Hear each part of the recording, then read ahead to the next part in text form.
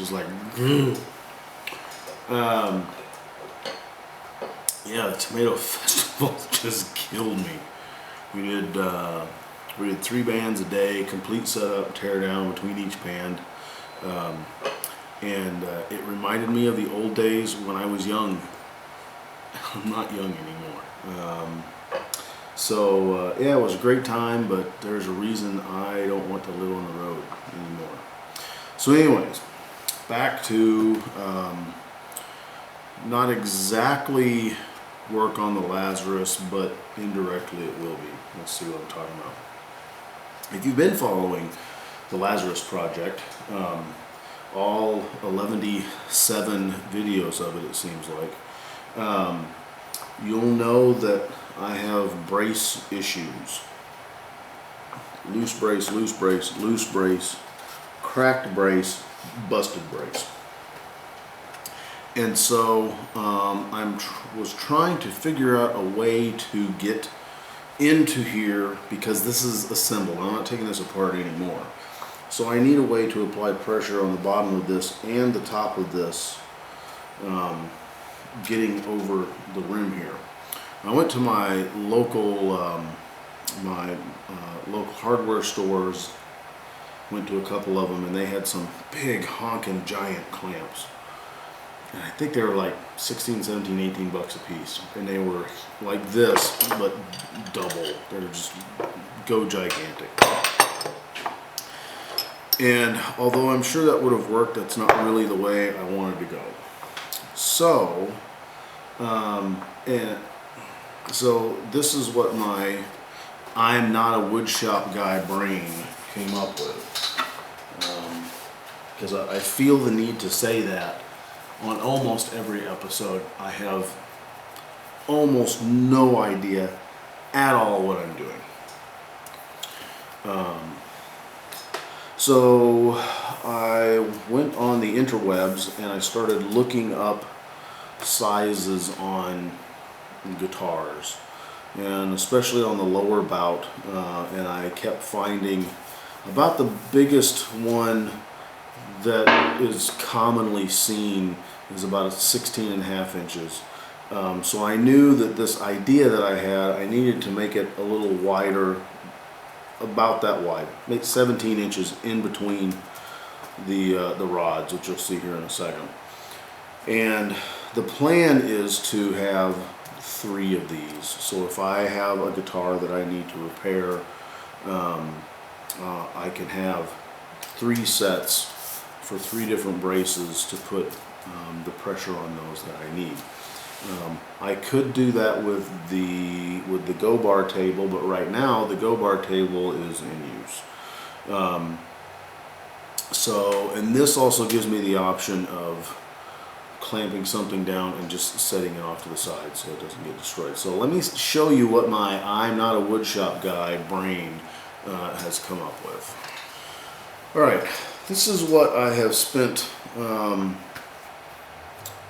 most of today trying to figure out. This is the prototype, so I can see if this kind of works. The wood I've got laying around in the garage. These are actual wood pieces off of some IKEA easels that I bought when I was doing art shows and stuff over in England. As is the Rattlecan way, we just kind of find stuff and use it. So I'm just using this. These are 19 inches long. This is just all thread. It's literally, this is no bolt on the end of it. It's all thread. This is actually the support, and then these are the little clamps that I've kind of come up with. This again is all thread as well. Oh, my ear just clogged up.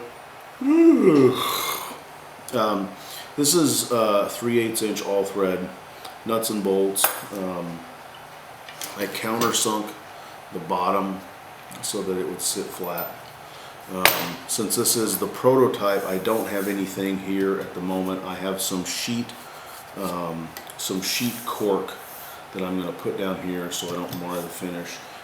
This is the easel hole, which you would use to hold your art pieces or whatever up and down. And here's the peg. I'm gonna fill those up later so that it'll be solid there. This, I got wing nuts here on the top, so if you need to adjust it up and down, you can. It's fairly easy to adjust. It's not real crazy because I'm not real smart when it comes to this stuff. This piece was a booger because what I needed to be able to do, I've got a nut. There's a channel cut in here for the rod to go through, and then the ugliness here underneath, I had to make this channel a little bit wider so that the nut would fit in there. Kind of like that. The plan is to put 2 of these nuts in here on each side, and then get something on the top of this, which will be the bottom of it, so that these nuts will be held in here. So if you only need 2 clamps, then you can just spin the all thread out. The nut will stay in there, and it will still slide back and forth. Like I said, I don't know anything about woodworking. Your Dremel will hate you for doing this. I have a router, but I don't, first of all, I don't have a small enough bit on my router to do this, and second of all, I don't have enough stuff to make a gate so that I can route that straight back and forth. So I use what I got. So it's, like I said, it's real straightforward. To make one of these complete, you need 2 pieces of 19-inch long hardwood, 2 pieces of 12-inch long, 3/8 inch by 16 all thread. At Lowe's, it has a little tan paint dot on the end of it. I don't know if it's that way at other hardware stores or not. I don't know if the color code is standard for manufacturer or not, but these are tan on the end. You need 4, I'm only showing 2 right now, but you're going to need 4 pieces of 5/16 by 18 all thread, and these have got a red dot on the end of it. That way you'll have 4 clamps on there. You'll need 6 nuts for here, 2 wing nuts for the top. And I'm kind of half and half on what I'm going to do with this. If you want 4 clamps, you're going to need 4 nuts on the bottom here. And I'm thinking I'm probably going to get wing nuts for the top. Once you get the pressure applied to the spot you want it to be, spin the wing nut down, and then it's solid from both sides. And then you need some kind of thin wood on the bottom here to contain the nuts in there. Again, at the moment, I don't know if that's something that I'm going to go with or not, because I don't have anything laying around right now, and I don't want to go out and spend any more money, because I don't have any more money to spend this month.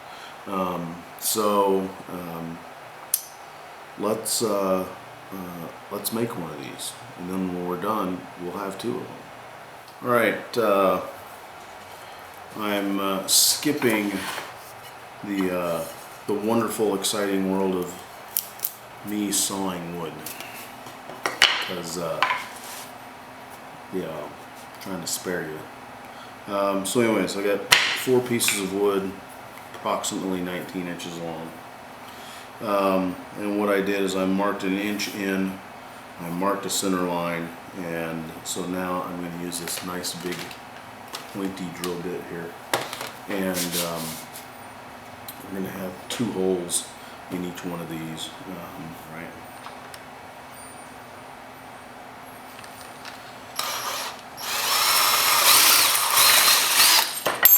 Hey, look at that. You don't get that kind of stuff everywhere.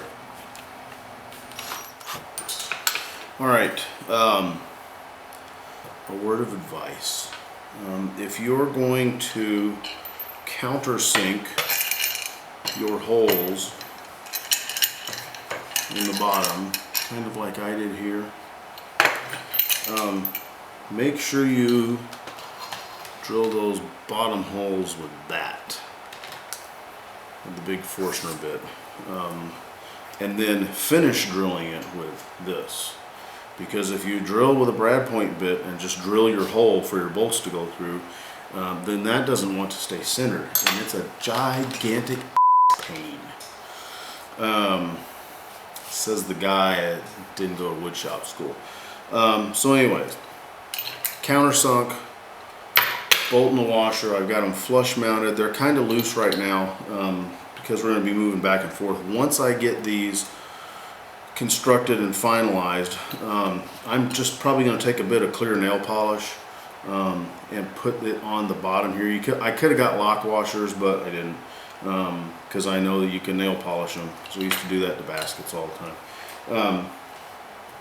So then it's just kind of a test fit. These are going to go here. This is just a general level. So this is kind of a disaster when you knock it over like that. So here's that. This is the second unit. Just kind of, I'm kind of doing it in stages because I'm also trying to cook supper at the same time.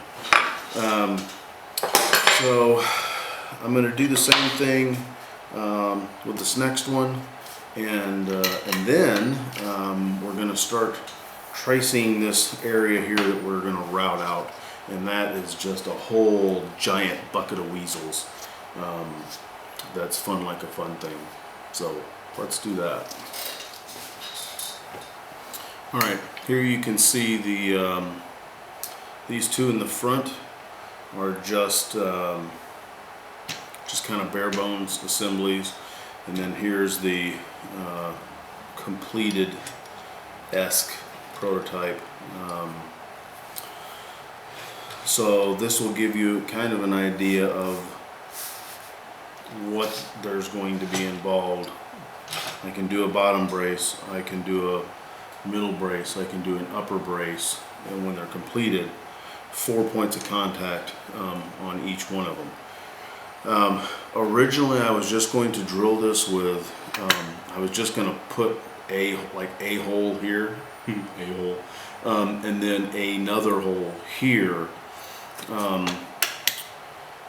specifically where I needed them for that guitar, but then I realized that that would limit me, so that's when I decided to do this notch with the soon-to-be captured washers on the bottom, or nuts on the bottom of that, because now I can adjust in and out, and when it comes time to put the start putting pieces back on that that A-style mandolin, then I just space these things a little closer together, and we can do that. So probably what I'm going to do now is I'm going to dowel these up because it's supper time, and I can do that, and they'll dry overnight, and then we'll get on it first thing in the morning. So I may have a different shirt on. I may not.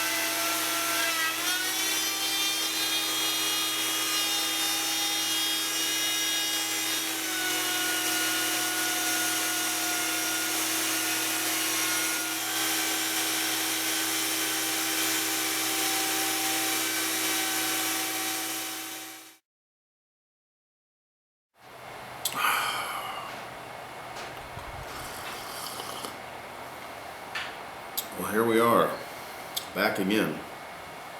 Day 2. I have switched from the Mighty Craftsman router back to the Dremel.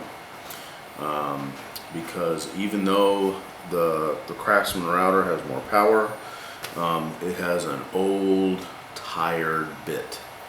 And I also found a sharper router bit in my stash of Dremel stuff. So that one has been working. That's been working better.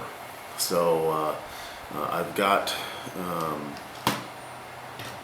this was done with the router, and this one was done with the Dremel. The router one's nice and already wide because I had an edge along the ruler, but then there was also a little bit of an edge on this piece of wood. The base was wider, so I actually had a little step down, so I could route down this way and then slip off just a skosh and then route back, and I got this nice big that channel that's wide enough. This one, it's just straight down and back, so I'm gonna have to do a little bit of work on this to get it wide enough for just the bolt itself, the allthread, to go through. This one's good to go with just a little bit. We'll have it's too wide, but can't do anything about it now. So we'll widen this one out just a little bit, but we'll finish widening this one out. So it's another fun-filled day of router noise. Hopefully the neighbors won't hate me too bad. All right, in what seemed like forever, I'm now almost done. You can tell the last one I did, which is this one here, I almost figured out what I was doing there. Some of the other ones are kind of ugly. This one I'm going to have to fix. I don't know what I was doing. This may have been the first one I did with the router. I can't even remember at this point. But I have, as you can see, this nut fits down in there nicely, except there's no ledge on that side for this nut to catch on. So I've got a strip that I'm going to glue in here, and then I also have the believe it or not, the plug that spun out of here yesterday. That will glue, that will get glued back in, or not. We'll see. But anyways, this is going to get glued back in, and then everything is going to get sanded. Sanded back down to nice and smooth and splinter free, and then we'll be putting it together, and then we can actually do something with it after working on the stupid things for 2 days. So yeah, next stage in theory will be assembly. All right, we've given the tips of these overnight to dry, and here they are. My 3 backyard engineered, hopefully going to work brace clamps, although not necessarily for braces. So there it is, 19 inches wide. This is all foot long all thread. This is 3/8, this is 5/16. You can see that I have coated the end of these with Plastidip is what it's called. The only thing that I forgot was to get enough washers for the tops for all of these. That just makes things a little bit easier. It's not totally necessary, but it just keeps from gouging the wood up here on the top. Lined with cork to protect the bottom of your valuable instrument, and they're adjustable. So if the side of your guitar goes right here, then you can put this there, or if it's a little smaller, you can put it there, or you can put it there, or you can take it out. You know, you can, if you have to, you can only use, just use one of these. And it just depends on whatever you need. So the next time we see these, I'm sure I'm going to be cussing and discussing their use on clamping down braces in the Lazarus. So not elegant, but effective.